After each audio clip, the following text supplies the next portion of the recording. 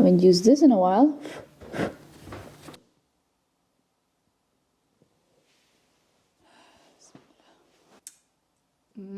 Well, 5 years. Wow. It's been 5 years since I was on this screen. Quite some time, right? A lot of you guys probably forgot about me, and for those who didn't, I'm back, I guess. I'm here to do a comeback. Yeah. Wow. This is also a little bit awkward. I haven't filmed a sit-down video like this in years, so bear with me. The biggest question is why, probably. Why did I leave YouTube for so long? And my simple answer is just life. Life happened. At that time, I was a full-time student.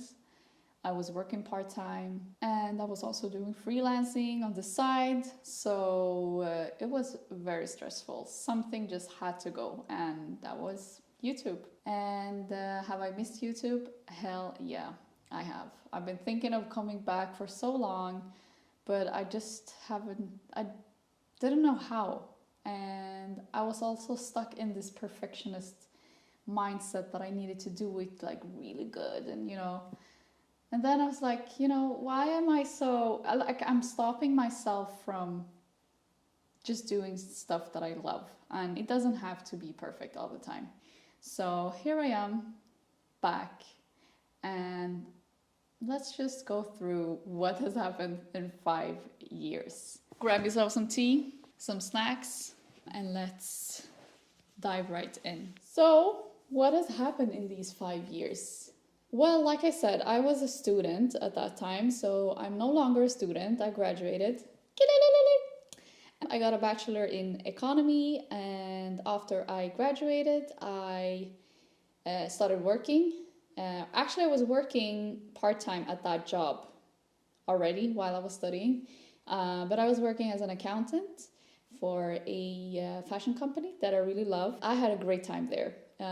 I had the best colleagues, the best boss, and it was all like overall a very fun work atmosphere.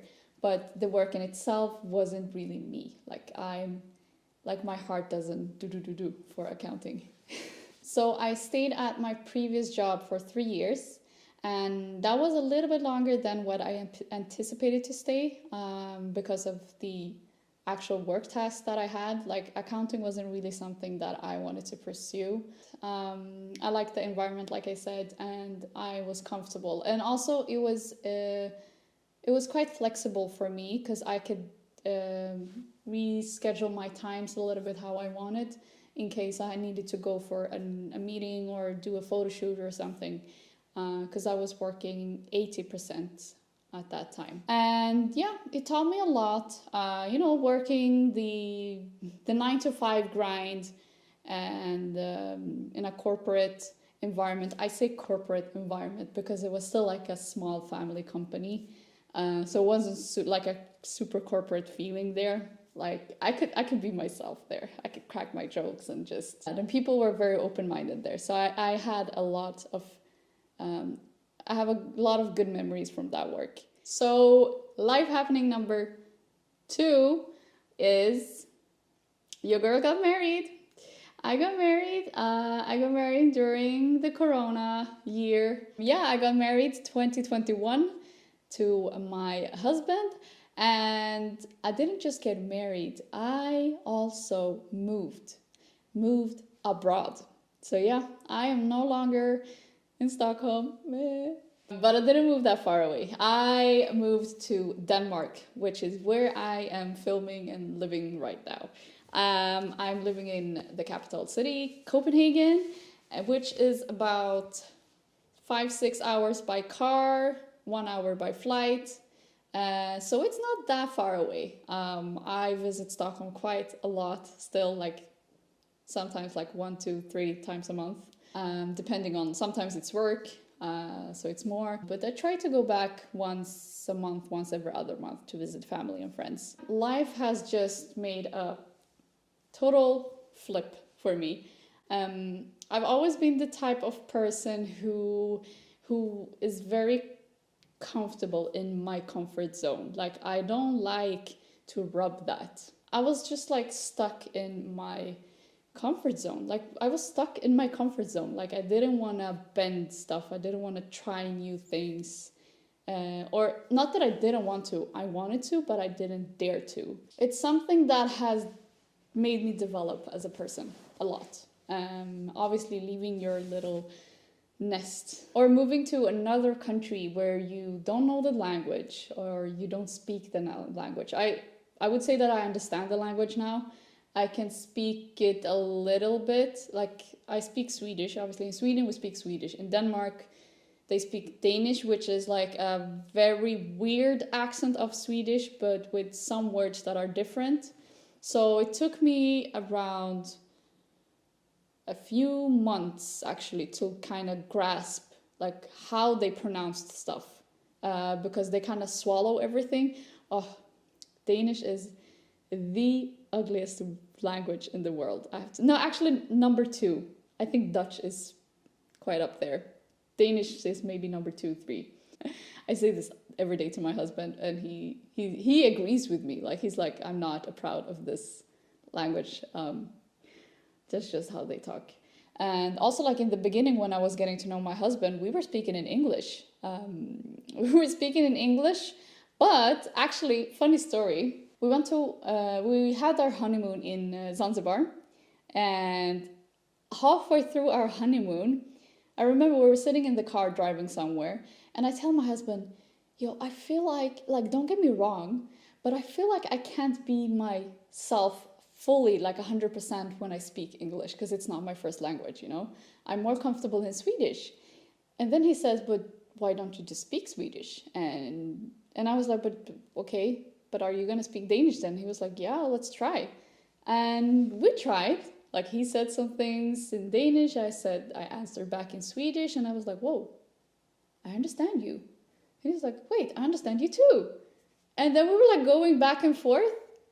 And ever since that day, we've just been speaking Danish and Swedish. And that's how we speak like today. I mean, obviously it was a lot of words that we had to like translate and be like, until you like memorize them. But today Today I speak fully Swedish to him, and he speaks fully Danish to me, and we understand each other. So we're communicating in 2 different languages, which is kind of crazy if you think about it. Yeah, so there's a lot of Swedish people here in Copenhagen. So actually I hear a lot of Swedish when I'm out and about. So I don't really like feel like I'm in a different country like that. Obviously leaving your comfortable and safe nest that you built up. Also, like, I built a career in Sweden, in Stockholm. I made my contacts, my network there. And then moving here and starting stuff kind of from scratch was a little bit of a challenge, and is still a challenge for me. At the beginning, I was still working my old accounting job, but I was working obviously remotely. So I was going up every once a month to like finish the end of month book closing and stuff. But that got a little bit, I was feeling like I was living in a suitcase, kind of. So I quit my job after 6 months of doing that. And it was a scary decision, but it was a decision I've been thinking of a long time. I didn't quit to start another job. I quit to actually focus fully on my freelancing, my content creation. And that's something that I've been doing now for half a year. And YouTube was one part of that plan, but took me some courage to build up to press record, as you can see. I feel like they are, like, when it comes to influencer marketing, I feel like Sweden is a little bit more advanced. So that is at times a little bit frustrating, especially when you are discussing deals with brands here and they don't quite understand your rates or your vision, or what it can contribute to having you on board. Like, there's a lot of improvement here to be done. Another thing that's been difficult for me with the move is obviously establishing your new life here. Like, for me, since I am self-employed, or I work for myself, I work from home, I'm not really out and about like in the city or in the community that much. So I didn't feel like I was living in another country because I wasn't meeting so many people. Like I work with myself. I don't have colleagues. So like, you know, I spend a lot of alone time. That's for sure. And I'm more of an extroverted person. So that took a little bit of a toll of me in the beginning. I became, or I have kind of become quite a homebody. I spend a lot of time at home. I started to go a little bit crazy, being home so much. And that's when it hit me like, shit, I don't have my friends or my family close by. And like I can always call them, but I'm quite a spontaneous person. Like I like to just be like, you know, pick up the phone and be like, hey, what are you doing? Should we grab a coffee now or in 30 minutes, you know? And I didn't really have people to do that with. So that was quite difficult in the beginning. And I know some people, especially like my single friends, they're like, but you have your husband. Listen, when you get married, it's not like your husband is not everything. Like you have to have a social life, you have to have your career or your work life, you have to have your own hobby, you have to have your alone time, and then obviously you have your husband or your partner. I felt FOMO quite a lot, especially when you see like your friends and your family posting stuff and you're like, oh, I wish I was there. And also just like the smaller things, like a family dinner, I really like took for granted. But alhamdulillah, I go back a lot to Stockholm. So whenever I miss home, I'm very grateful for being able to just book a train or a flight and just go. Or sometimes we drive. But going back to feeling lonely in a city you're new in, that required me to be a little bit more open about meeting new people. And I think when I moved here, I had this mentality of like I have enough friends. I don't necessarily need more people in my life. Like alhamdulillah, I'm very content with the ones that I have. Later on, or actually quite recently, I kind of realized that shit, okay, I need to have friends here as well, you know. Alhamdulillah, I've been getting to know some very, very amazing souls. You guys know who you guys are. I'm excited about living here. Like I like living here. I like the city. I like the vibe. But you also want to experience that with somebody. So another happening that has happened to me during these years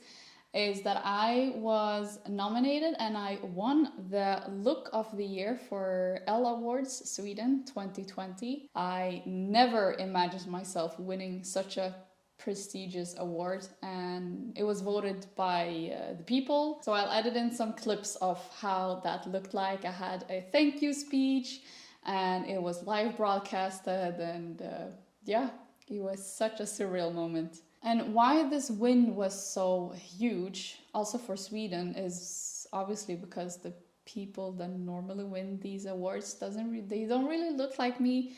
And especially being a hijabi, this was a very historic moment. It brought a lot of Islamophobic hate as well, and people wanted Elle to bring back the prize. But yeah, the love just always overpowers. So it was a very, very surreal moment, and yeah, alhamdulillah for that.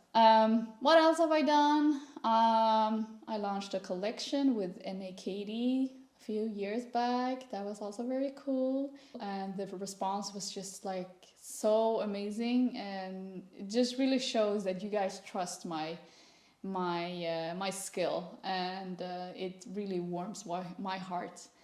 So that was a really, really fun experience, and I wish to do that again. Well, so my question to you now is, what do you guys want to see on this channel? I've promised myself to be a little bit better at listening to my followers. I've been kind of doing my own race previously on YouTube, and not really ignoring but not listening enough to you guys.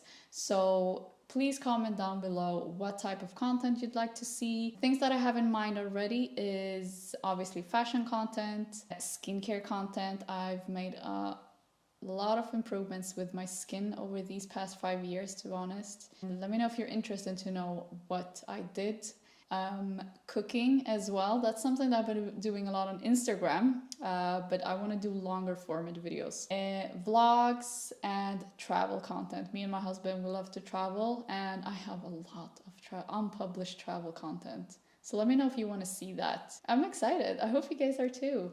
I think this is like the most I've talked in a video. Like you guys know, I'm quite private. I don't really talk that much about what's happening in my life. I hope this was a little bit interesting to get a little bit of an insight of what's been happening while I've been gone. So I'm back and I'm better. Let's do this YouTube. I'm so excited. I hope you guys are too. So see you in my next video. Bye.